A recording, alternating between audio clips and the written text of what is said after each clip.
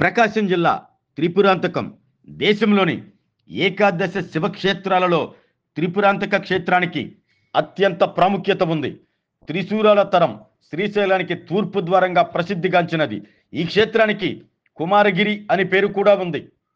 త్రిశూరాసురులను సంహరించబడినందున ఈ క్షేత్రం త్రిపురాంతకంగాను, శివుడు త్రిపురాంతకేశ్వరుడిగాను పిలుస్తారు. దేవతలు, ఋషులు, సిద్ధులు సూక్ష్మ రూపంలో వచ్చి స్వామిని అర్చిస్తారని స్థల పురాణం చెబుతుంది. ఈ రసలింగాన్ని కేంద్రంగా చేసుకుని ఉపరితలంపై శ్రీచక్ర పీఠమును ఏర్పాటు చేసి దానిపై ఆలయ నిర్మాణం చేపట్టారు. పైభాగాన బ్రహ్మ జలలింగాన్ని ప్రతిష్ఠించారని ప్రతీతి. ఈ లింగానికి అభిషేకించినటువంటి జలం భూగర్భంలో ఉన్న త్రిపురాంతకేశ్వరునికి చేరుతుందని ఉపాసకులు చెబుతారు. త్రిపురాంతకేశ్వర స్వామి దేవాలయ ప్రాంగణంలో అపారిజేశ్వర లింగం, యజ్ఞేశ్వర లింగం, మారుతిలింగం, ఉగ్రేశలింగం, శివలింగాలు ఉన్నాయి. దేవాలయానికి నైరుతి భాగాన గృహ ఉంది. దీనిని మహర్షి నిర్మించారని ప్రతీతి. ఇక్కడి నుంచి శ్రీశైలానికి స్వరంగ మార్గం ఉన్నట్లు పురాణాలు తెలియజేస్తున్నాయి. గృహం లోపలి భాగంలో భూగర్భంలో పాతాళేశ్వరుడుగా పిలువబడే శివలింగం ఉంది. ప్రపంచంలో శ్రీచక్ర ఆధారిత నిర్మాణమైన ఏకైక శివాలయం త్రిపురాంతకేశ్వరాలయం. ఈ క్షేత్రంలోనే ఆదిశంకరాచార్యులు లలిత సహస్రనామం రచించినట్లు కొన్ని పురాణాలు తెలియజేస్తున్నాయి. ప్రపంచంలో ఏ శివాలయంలో మంత్రాలు చదవాలన్నా నమస్తే అస్తు భగవాన్, విశ్వేశ్వరాయ, మహాదేనాయ, త్రిపురాంతకాయ త్రికాయ, కాలాగ్ని రుద్రాయ, నీలకంకాయ, మృత్యుంజయాయ, సర్వేశ్వరాయ, సదాశివాయ, శ్రీమత్ మహాదేవాయ అని త్రిపురాంతకర స్వామి నామాన్నే పఠించాల్సిందే. ఈ క్షేత్రంలో కనిపించే కదంబ వృక్షాలు కాశీ క్షేత్రంలో మాత్రమే కనిపిస్తాయి. ఇలాంటి ప్రాముఖ్యత కలిగిన శ్రీ త్రిపురాంతకేశ్వరాలయాన్ని మహాశివరాత్రి సందర్భంగా ముస్తాబు చేశారు. ఇది త్రిపురాంతకంలోని త్రిపురాంతకేశ్వరాలయ విశిష్టత. త్రిపురాంబ సమేత త్రిపురాంతకేశ్వర స్వామి దేవస్థానం త్రిపురాంతకం.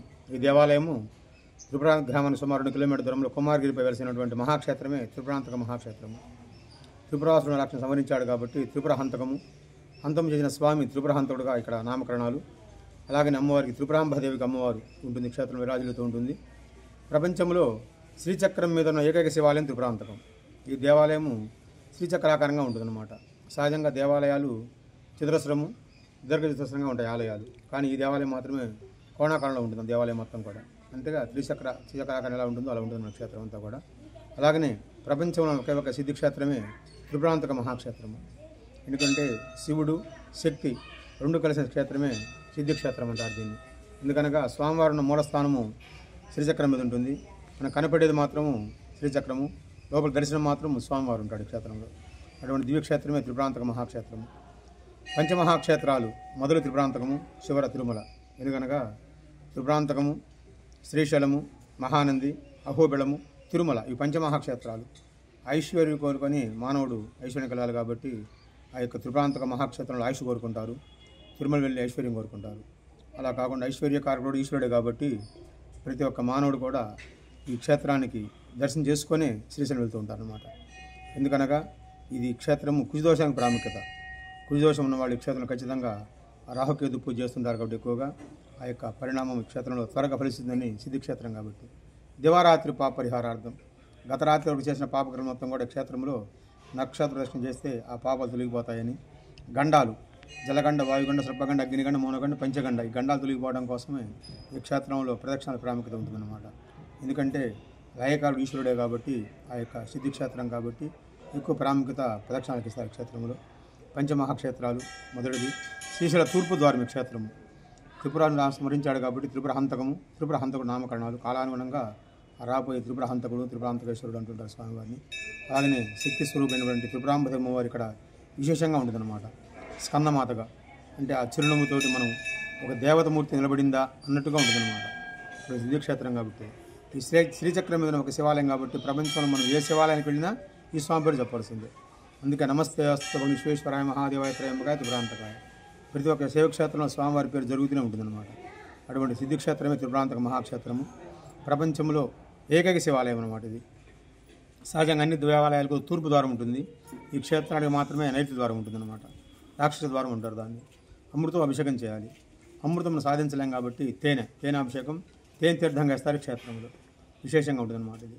ఎందుకంటే ధర్మశాస్త్రం ఏంటంటే దేవాలయాల్లో శబ్దం రాకుండా తీర్థం తీసుకోవాలి, కానీ ఇక్కడ విశేషంగా శబ్దం చేస్తూ తీర్థం తీసుకుంటారు. ఎందుకంటే రక్తాక్షరక్త జిహ్వాయనము అని రక్తం దానికి జిహ్వ నాలుగు బయటకు వచ్చేస్తుందో పీత్వా అటు పీలుస్తుంటారు ఆ తీర్థాన్ని.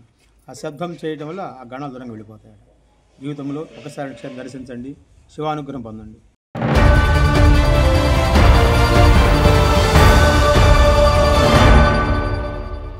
MHR function hall AC, TDP office దగ్గర, గుంటూరు రోడ్, ఒంగోలు.